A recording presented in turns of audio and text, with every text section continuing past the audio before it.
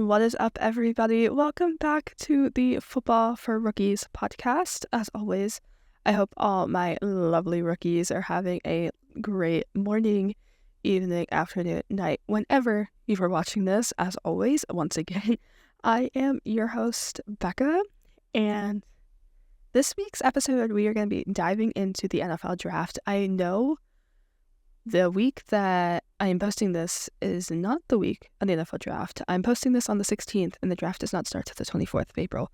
However, this is just how this is working for my schedule. But I think after the draft, so starting the 30th of April, we are going to be having more than likely weekly episodes.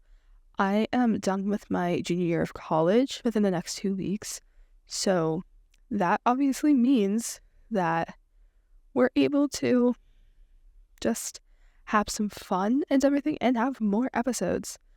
And I'm so excited. I have some interesting episodes planned for the summer and everything.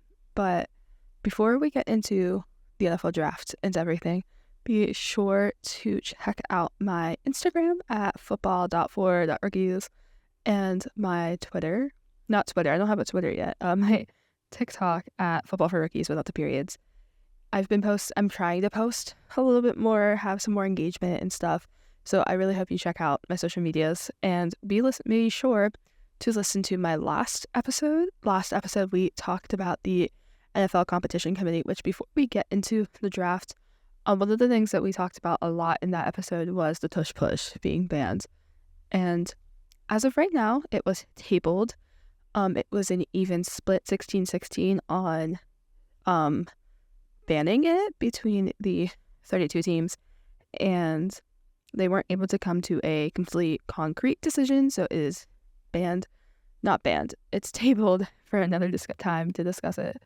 There were a few with like kickoff rules, and they are switching from using chain markers to mark downs to cameras, which is going to be interesting, but that is a discrepancy for another episode. But yeah, be sure to check out my other episodes. They are all on Spotify. I might, if I can figure out how to do it mainly, start posting on YouTube as well. So we'll see what happens. But yeah, we are now going to dive into what the NFL draft is. So this is honestly when fans start getting the most hyped for the next football season, because the draft is a fun time. This year it is in Green Bay, Wisconsin. It's going to be held at Lambeau Field. Last year it was in Detroit. Yeah. Next year it's in Pittsburgh, and I am so hoping to be able to go. However, it's the same weekend I'll be graduating from college. So I'm hoping I'll be able to figure something out and still be able to go to the draft and everything. But that's next year. We're talking about this year. So before we start yapping about other stuff, the NFL Draft is the annual event where the 32 teams take turns selecting eligible college players to join their rosters, with the order determined by the previous season's standing. By doing this, teams are able to build and maintain competitive rosters. There are 7 rounds, with each team getting 1 pick per round, although teams can trade their picks. So I have a link in my notes that I'm going to open. Somehow, there it is. Apple is being weird. But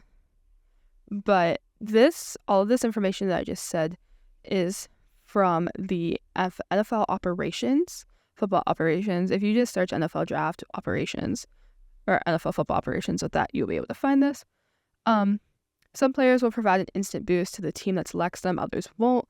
But this is the chance that drafted players will lead their new clubs to glory, makes teams compete over talent, whether the first round or the last.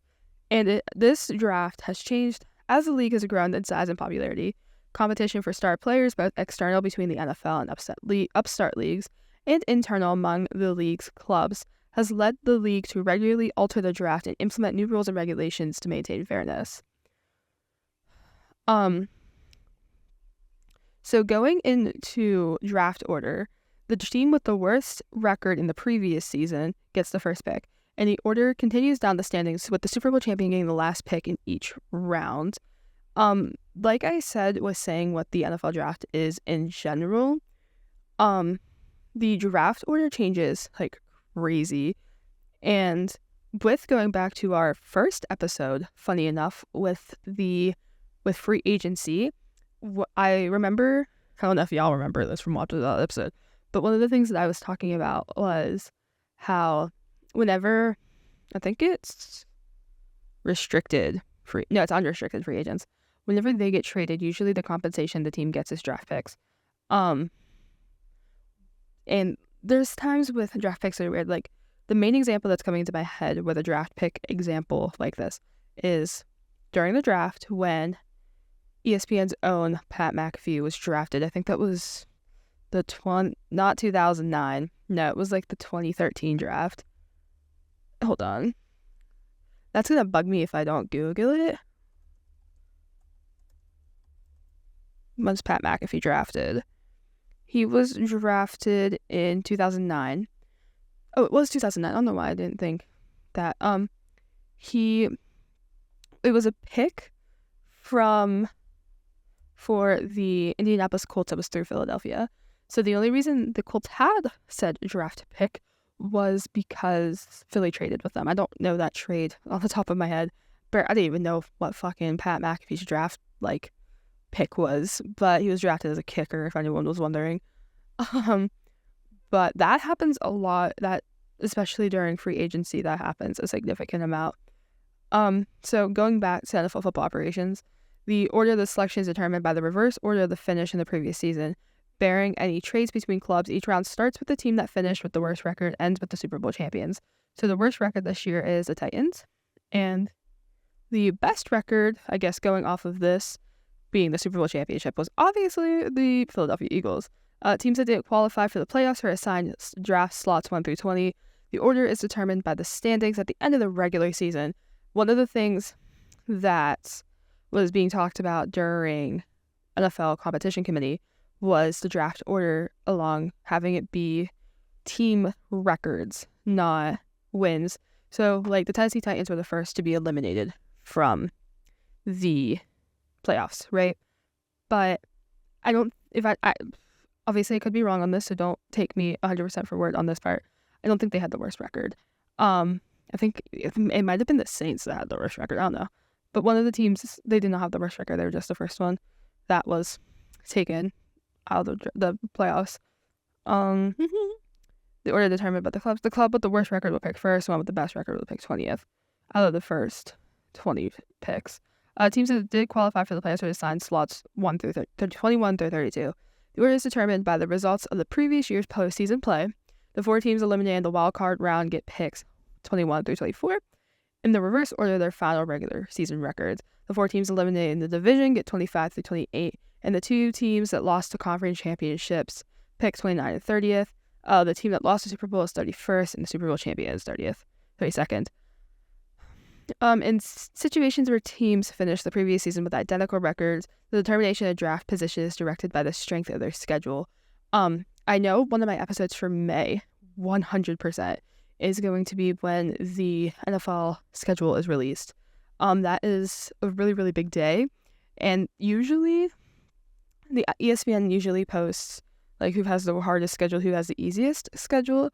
And we're going to have to look at that because it's so fun to look at that. And I know NFL and Fox usually posts the really big, like, grid of, like, every single game happening, and it's kind of foul to look at, but I enjoy looking at it. The winning percentage of the team's opponents. Okay, the team that played the schedule with the lowest winning percentage would be awarded the higher pick if there is 2 with identical records. If the teams have the same strength of schedule, division, or conference tiebreakers are applied.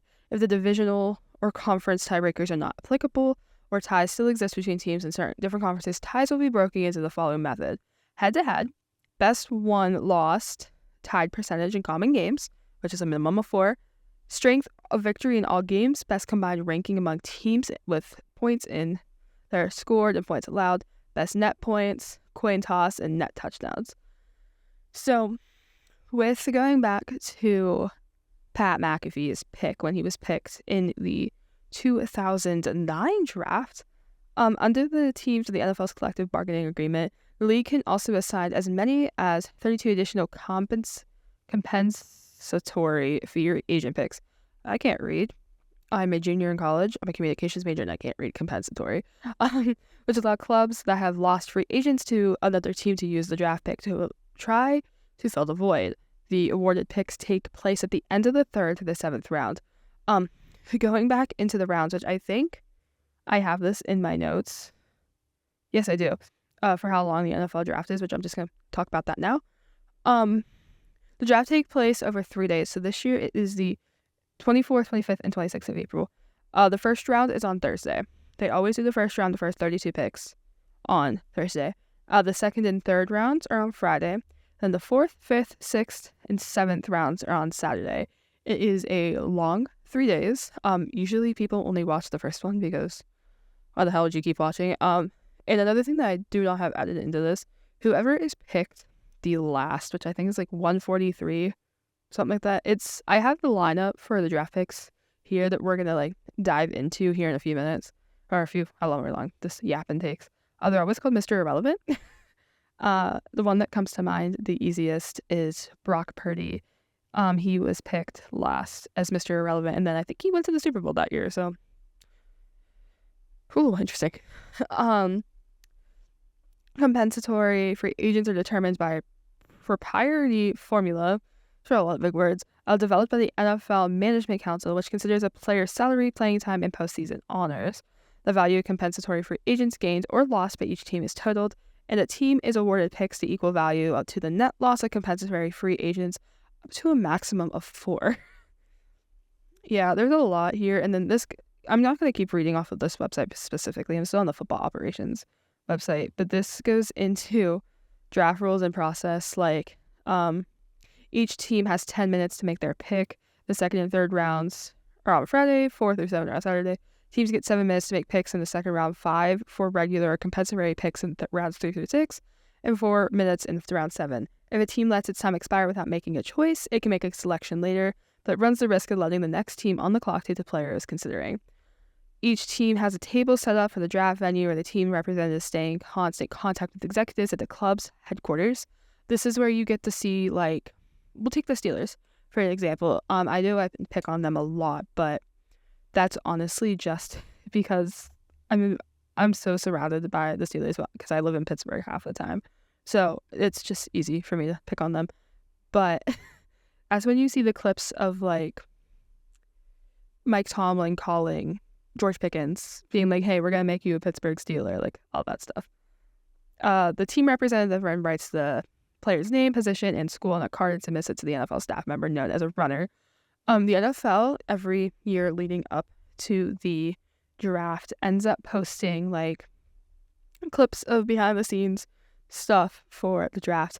And the one that I was watching the other day was, I think it was the actual like runner. One of the qualifications to be the runner for the draft is you have to have nice handwriting. So I'm already out of that. But they have like every single card you can think of written, and they have to write out the name, the school, and everything. And then they have to personally hand it to the commissioner, Roger Goodell, especially for the first pick. But they have to hand it to whoever's making the pick, because Goodell usually makes the first pick. When he's commissioner, whoever the next commissioner is they'll make the first pick then. But the runner has a cool job because they just get to wear a headset and they get to sit in the room by themselves, write the names, and then go, oh, I'm going to take this to someone. Yeah, whatever. When the runner gets the card, the selection is official and the draft clock is reset for the next pick. A second runner goes to the representatives of the team up next and lets them know who was chosen. Upon receiving the card, the first runner immediately radios the selection to an NFL player personnel representative who puts the player's name into a database and then notifies all clubs of the pick, and then walks the card to the head table. Another thing that was like posted on the NFL. So if you don't follow the NFL, you miss out on a lot of like insider stuff, I guess. I mean, I'm not an insider, but I do follow the NFL just because, I have a podcast revolving around the NFL. I'm gonna fucking follow the NFL. But they've been showing like behind the scenes stuff for the draft. Every single day they're counting down to the draft. They're showing all kinds of different stuff. And one of the ones that I was watching the other day was how they make the jersey for each player. So they get a jersey. I think they usually do number 1, or they do the number of the pick they are. But they get a jersey with their name on it, and they get a hat. And they basically only have like 3 minutes to make these jerseys, and they're like iron-on stickers for the pack for their last names and stuff. And it's like kind of cool to watch them like make these jerseys, because like you see, like, I think it wasn't last year, I think it was 2 years ago, or it was a few years ago, Pat McAfee again did the pick for the Indianapolis Colts, and he's holding the jersey. I don't know if he picked on the top of my head, but he's holding the jersey, and it's like a new jersey with the guy's last name. But the only people who get that are the people who are like in like the stadium for the draft. So you don't have to. Going back to the Steelers, a good one for not being at the draft. An example, last year Mason Cole from WVU wasn't there, but they had the clip of him getting his pick from the Steelers, and they have a video of him getting the call from Mike Tomlin, or was it Rooney? I don't know which one it was, but one of them like gave him the call, and they were like, "Hey, we're making you a Pittsburgh Steeler, whatever," and he caught his jersey. So, yeah. Okay. So I don't know if this is on my notes. Let me go back to my notes. Nope, that's not the right. Oh, yeah, I do not have this in my notes. But we're going to actually, before I get to what I was just about to say, we're going to go to draft order. So, going back to everything we were just talking about, the draft order is determined by the first pick being the worst team last season, and the last pick of the first round, and every round for that matter, I guess, being the best team, meaning the Super Bowl champ. So I'm just going to really read through the first round, because, like I was saying, not many people watch past the first round. I can't tell you if a time I've ever watched past the first round. The only reason last year I watched it was because the Pat McAfee show people and Bill and Chuck were doing the pre-show, and I just wanted to watch Pat McAfee and Bill and Chuck. But first pick, Tennessee Titans. Second pick, the Cleveland Browns. Third, New York Giants. Fourth, Patriots. Fifth, the Jacksonville Jaguars. Sixth, the Las Vegas Raiders. Seventh, the New York Jets. Eighth, the Carolina Panthers. Ninth, the New Orleans Saints. 10th, the Chicago Bears. 11th, the San Francisco 49ers. The 12th are the Cowboys. 13th, Dolphins. 14th, Indianapolis Colts. 15th, Atlanta Falcons. I don't remember who that was. 16th, the Arizona Cardinals. 17th, the Cincinnati Bengals. 18th, the Seattle Seahawks. The 19th pick is Tampa Bay Buccaneers. 20th, Denver Broncos. 21st, Pittsburgh Steelers. 22nd, that is the Chargers, Los Angeles Chargers. I always get the LA teams mixed up if you've watched this before. And the New York teams I get mixed up pretty good. The 23rd, Green Bay Packers. 24th, Minnesota Vikings. 25th, Houston Texans. 26th, Los Angeles Rams, right? Yes. 27th, the Baltimore Ravens. 28th, Detroit Lions. 29th, Washington Commanders. 30th, Buffalo Bills. 31st, Kansas City Chiefs, and the 32nd pick is the Eagles. Now, if we're going over the draft pick, it's obviously some teams are in the exact same spot they were last year. Like the Steelers, for the past, I don't know, since 2020, have been in the 2021 range. But like seeing the Washington Commanders at 29 is honestly kind of insane, because for the longest time, the Washington Commanders sucked. They are formerly known as the Washington Redskins, and then they changed their name, and they sucked. But then they drafted Jalen Daniels last year in the first round, and they did great. A team that I'm surprised is not lower, the Chicago Bears. I have opinions on the Chicago Bears. Last year, they drafted Caleb Williams with the first round pick. They were first last year. They drafted Caleb Williams. Everyone was saying how Caleb Williams was the best player. I think he went to University of Southern California. He was such a good quarterback, but I think he was a little too big for his britches, and, he could not complete a pass. You know it's bad when Kenny Pickett is doing better than the player. Like, unless you watched the clip of when Kenny Pickett was in for Jalen Hurts for the one game. I don't remember who they played on the top of my head, but he went to throw that ball and it just went straight to the ground because he went like this and he threw it down. That was better than Caleb Williams' performance. Caleb Williams sucked. I'm just putting it out there. He was not that good. And everyone was saying how he was drafted number 1 rookie overall and everything. I think the Bears, they were looking for a quarterback. They just go Justin Fields and everything, but I think they could have done a better pick. They could have picked Jalen Williams, for crying out loud. But I was talking to some people at my school a few days ago, and a lot of people are speculating that Tennessee is going to get a quarterback because they just lost Rudolph in the free agency frenzy stuff, and they obviously kind of need a quarterback, but a lot of people think they should go for more of a defensive player because that's kind of where they struggle a little bit. But yeah, whatever. What was it I was gonna... Oh, player eligibility. So, excuse me, I was going to touch on this a little bit ago, but I wanted to wait till after this. If you've watched me before, or you've listened to any of my other podcast episodes, I've been talking about how, yeah, I'm so happy I started this podcast and everything at the beginning of the league year, new year, free agency, because it makes sense. But everything right now, especially for the draft, relies on combine, and I'm not doing my combine episode probably until February when it's happening, and which sucks, I know, but I'll give you a bigger pitch of what combine is. So combine is basically the it's basically your audition for the NFL. They have the eligible college football players who finish their senior year or okay, so let me read off of this, because this basically has everything. I'm still on the football operations website because it makes sense. This is obviously up to date. It changes every year whenever new rules and everything are added. So we'll go off of this. To be eligible for the draft, players must have been out of high school for at least 3 years and must have used all their college eligibility before the start of the next football season. Underclassmen players who are graduated before using all their college eligibility may request the league's approval to enter the draft early. So with finishing college, you either finished your 4-year or you took your 5th-year option and then you declare to the draft. Mainly, a lot of college athletes do tend to take their 5th years and get their masters while they're playing because they can get better shit for the draft and everything. But it takes, I guess, I'm not the strongest knowledge part on the part where underclassmen players who've graduated before use their college may request the league's approval.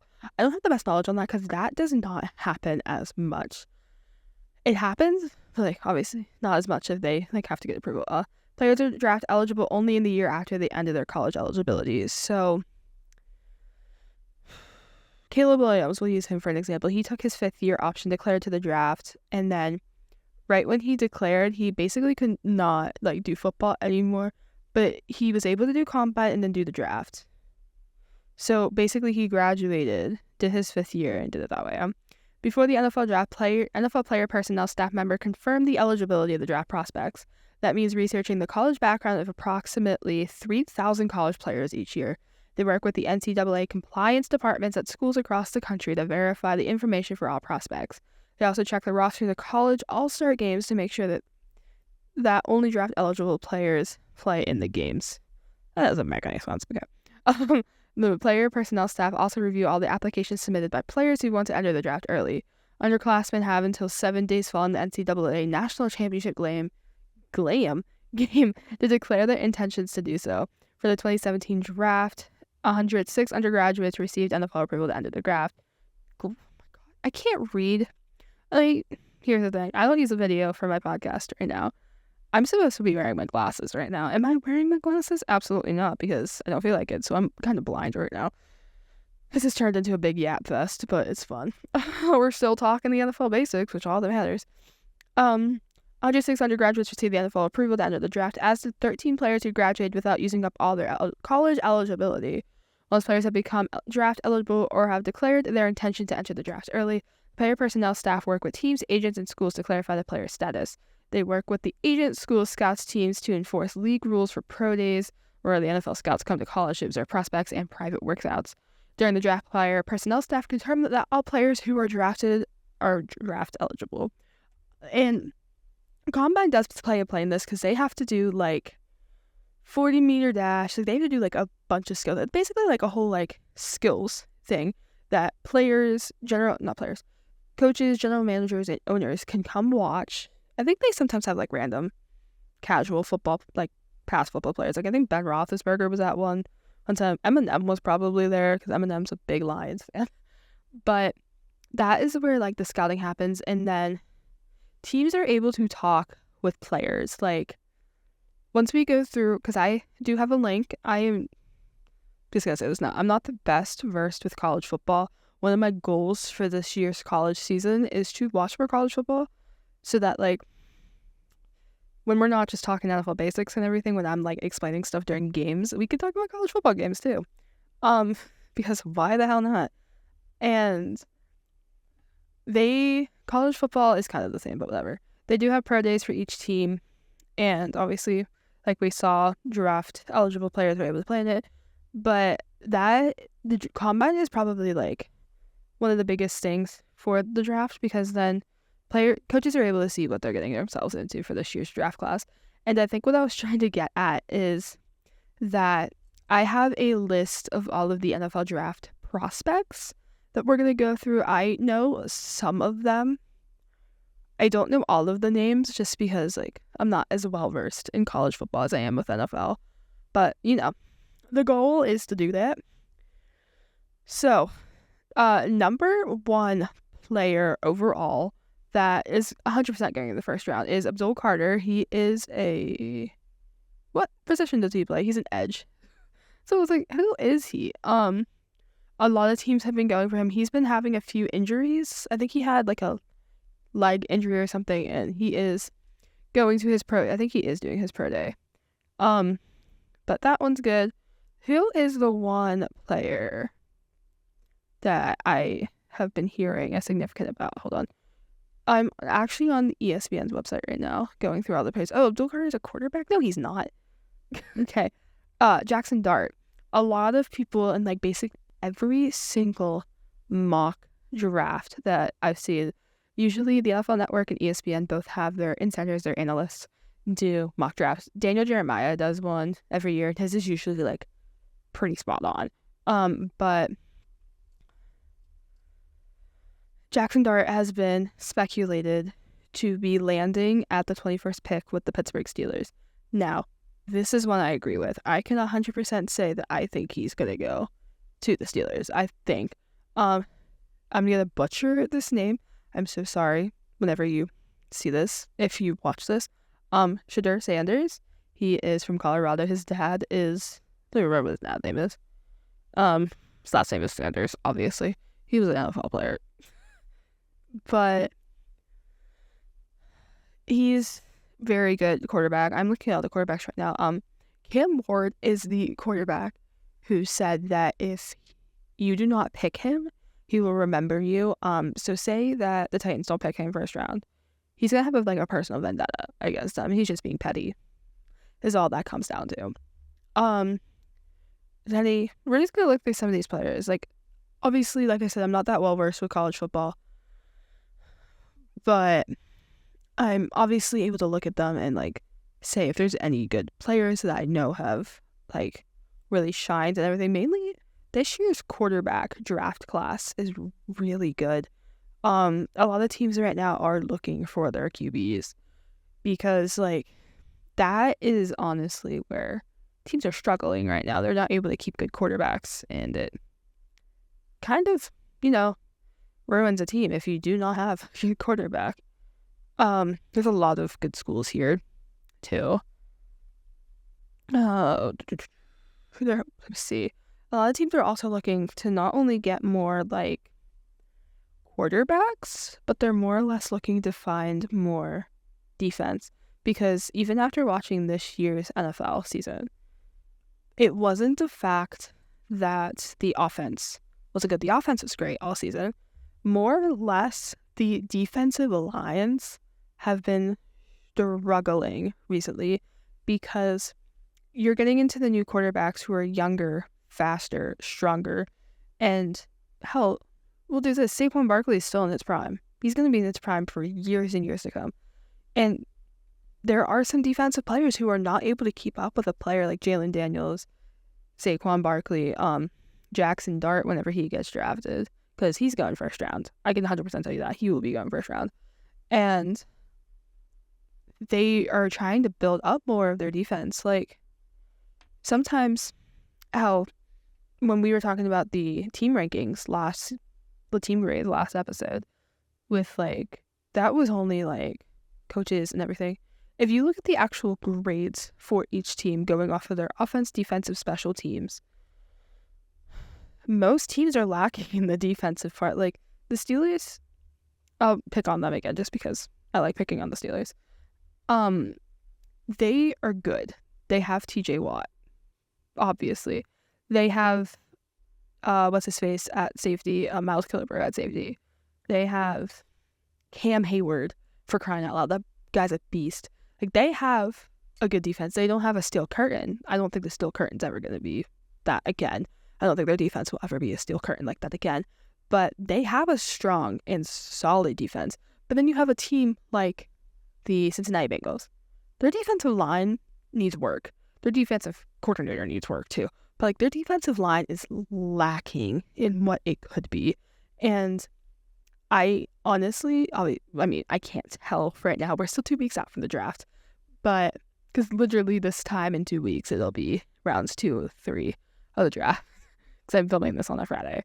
But teams need defense. It's not the offensive game that is struggling. It's the defensive game.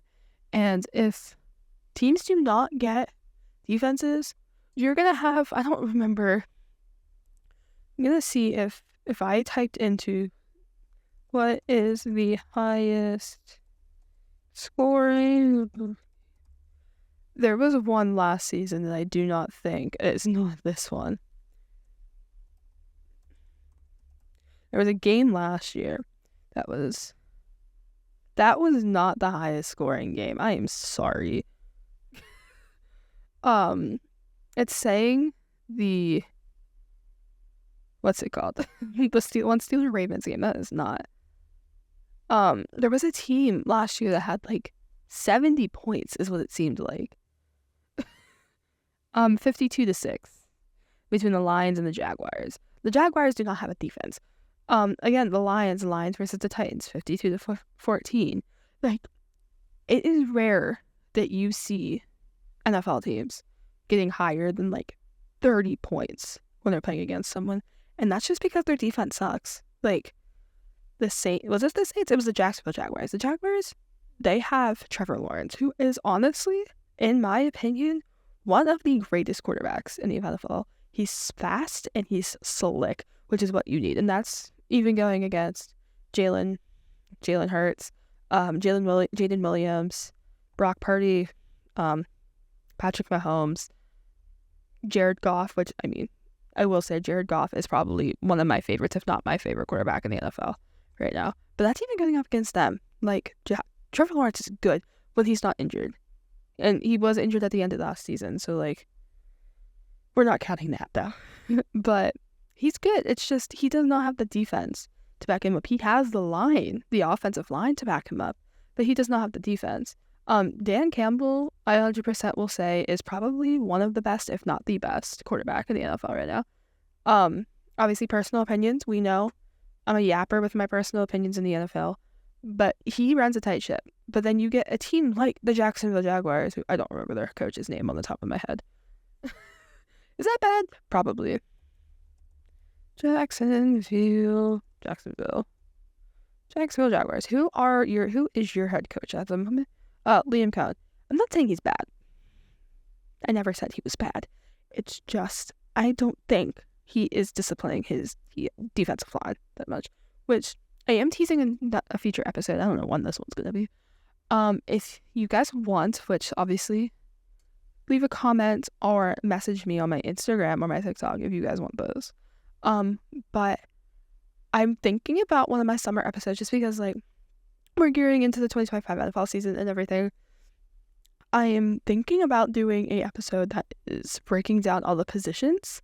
So we'll just do a positions episode. That is a great song by Ariana Grande, if you were wondering. but it'll just be like going through all of the offensive, defensive, and special teams positions because there's a lot. I will say that there's a lot of positions in the NFL, and we'll just do some random stuff. But that brings us to the end of our third episode, Football for Rookies. It's been a great time doing these podcast episodes. I hope all you guys are enjoying these. And be sure to check out my Instagram at football.for.rookies and my TikTok at football4rookies. I think I'm going to see if I can do this. I know Instagram's like, you can't change your username after this time. I'm going to see if I can change my username and just make it all the same. I should be able to. I hope so.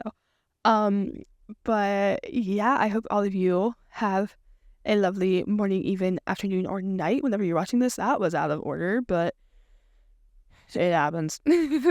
And yeah, and here at Football for Rookies, this is the NFL basics without the fumbles. I will see you in our next episode. Bye, guys.